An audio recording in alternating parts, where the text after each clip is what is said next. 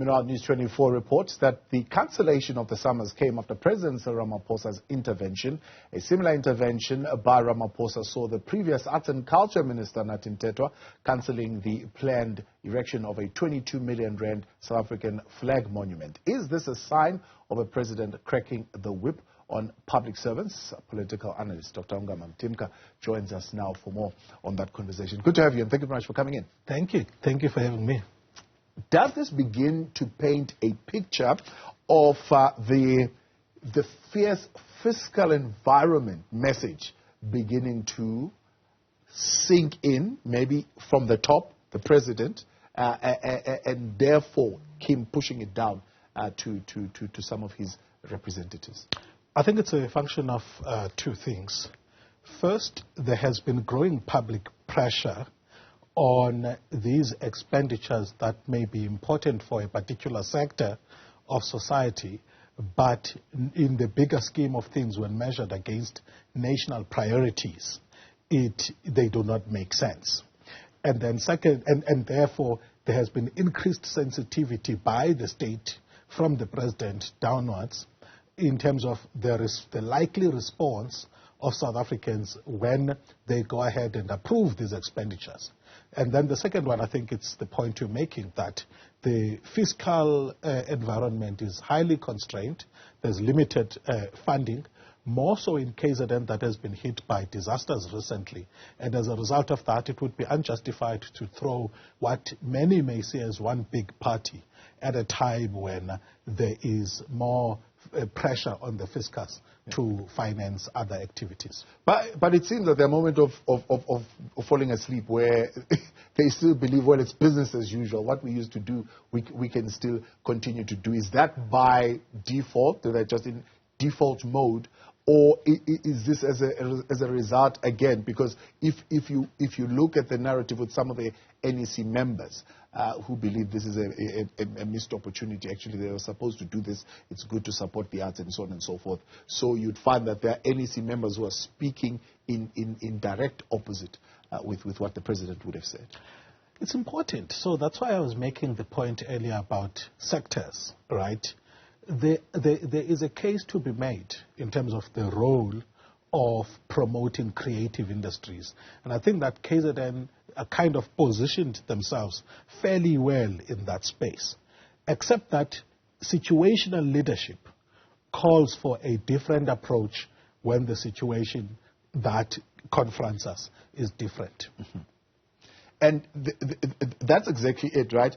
The situation now meant that we need to highlight the importance of, I suppose, the other pressing issues that we're facing, the KwaZulu-Natal community. But, I mean, right up until there was this elevated public pressure, it seems as though the Economic Development Department was just set on saying we're going ahead with this. Yes, and in fact, they are at pains to say that part of the reason why they are pulling back, part of the reason why there's a furore is political point scoring and misrepresentation. But I think to the point you were raising earlier, Thabo, whether there's a change in terms of attitude to managing public finances, that's a bigger mountain to climb. Yes, indeed, you find, for example, the municipalities are in a challenge when it comes to the credibility of their ability to keep accounts that are auditable, that are credible. As a result of that, the Auditor General, comments about how in tatters and dysfunctional municipalities are. And then also, if you look at provincial and national governments, you see some improvements here and there, but the majority of the picture is that there's a lot that still needs to be done. Yeah. So if there's political will to deal with issues, we should see a lot more also in terms of the ability to control and enforce consequent management, which is prescribed by the Auditor General. And in fact, it remains constrained because of politicians colluding among themselves and protecting themselves and officials that are involved in patronage networks with them, and therefore crippling the entire public service in terms of its ability to become clean and accountable and, in fact, enforce remedial action that's recommended by these Chapter 9 institutions that help us protect our democracy. The question, of course, is South Africa or the government beginning to take seriously a picture, first initially painted by Treasury, that we are entering a rather precarious time as far as the finances of the country, a financial crisis, if you like, and therefore there's a need of cutting projects, stop hiring people, stop parties, stop whatever it is that is absolutely not necessary towards the delivery of services. Political analyst Ongama Mtimka is still with us. As I was saying, it's a picture that, of course, is first presented to us by Treasury, a scary new position that South Africa is finding itself in. I'm sure the President is taking that seriously. But is it a myth? Are they just dreaming this thing up that all of a sudden ministers and everybody else will rise up and think, look, guys, we must stop this overspending? I mean, if we look at the NSFAS saga that has been going on, you see that in some instances it's business as usual. We were talking now about the situation in the Northwest where particular projects are being paid for, but they are not completed. Again, painting a picture of it's business as usual. You look at the spend, for example, in the Joburg Council, where we are told per sitting we could be looking at something close to 600,000 rands. I mean, you look at that, you think, okay, are these people really hearing this message? And is the President's optimism just a myth? Sure. So I think it takes a number of things in order to transform a system and a culture. First of all, there's a tendency in our national government of thinking that issuing instructions per se delivers results. We see that, for example, you have needed to transform the process of choosing leaders to get into public office. Mm-hmm. You need to transform the processes of appointing people into office, because the culture where you found that people who got deployed in senior government positions from the goodwill of politicians, right, and therefore get indebted to those politicians, instead of them being employed on the basis of merit and therefore being loyal to the office. And then you've got the culture of economizing when it comes to actual value for money in terms of what government procures. Now, in terms of the first one, what I commend the current government the most on is on making the necessary political changes in terms of criteria for leadership at the level of the party. It's not the whole story, but there's been some significant traction that's been gained in terms of prescribing a caliber of leaders that are necessary.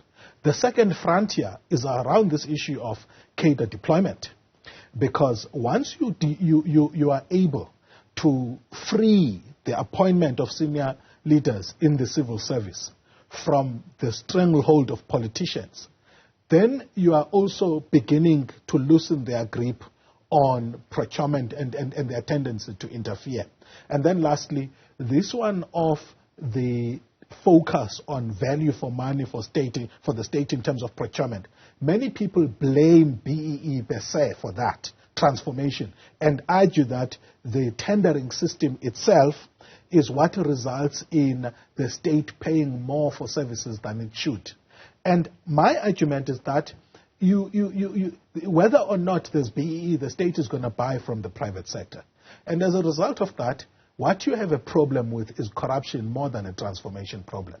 So corruption makes a civil servant or a supply chain official to take goods and services from a service provider who is way more expensive than the cheapest person, not because of transformation imperatives per se, but because they serve a particular patronage networks which is characterized by kickbacks and other things. So the point I'm making in short, Thabo, is that you need multifaceted interventions in order to, and then the last one is the whole whistleblower. Yes. I think that... which is what I wanted to talk to you next. You see, something like this previously would have happened. We would have celebrated our artists. We would have had the whole party. Yeah. And probably 9 months into it, a question would have been asked somewhere in the legislature, and it would emerge that so much amount of money was spent, and it would be after the fact. The opposition parties now giving themselves kudos here, saying, well, we stopped it before it actually happened. Is this a sign of a more engaged opposition now than it previously? Sure. So I think that it's commendable to stop excess expenditure where it is likely to happen. I do not buy into the idea of throwing a baby with the baby with the bathwater, because you see, tourism, entertainment, and creative industries play an important role in our economy. And in fact, precisely because of the fact that the creative industries has got a much more democratic process of one becoming an income-earning artist, it is something to be kept.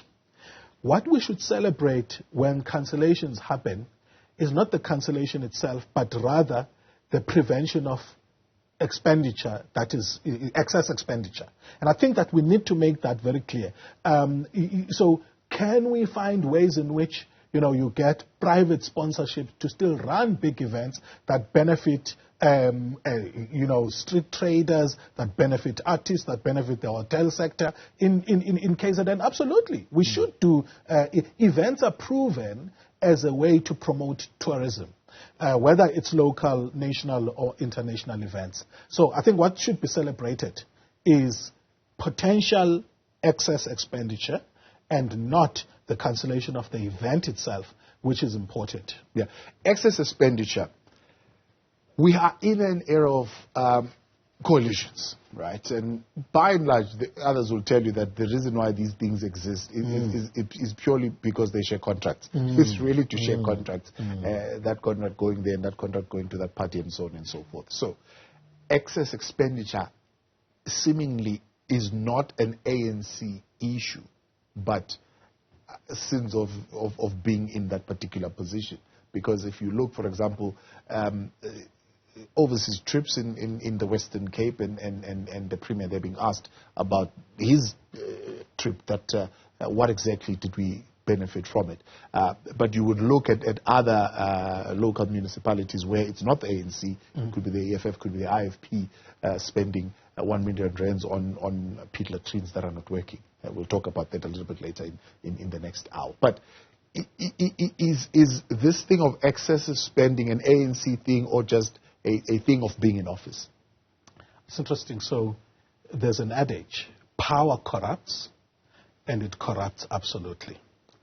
Human beings, according to Thomas Hobbes, are motivated by an insatiable desire for happiness. And without the state, as his argument goes, there would be a war of all against all, as people would want to ensure that they amass all the necessary resources for their own happiness. So left to their own devices and powerful and unchecked, politicians, business people, ordinary citizens will have a stronger temptation to, deepen in the public purse for their own gain.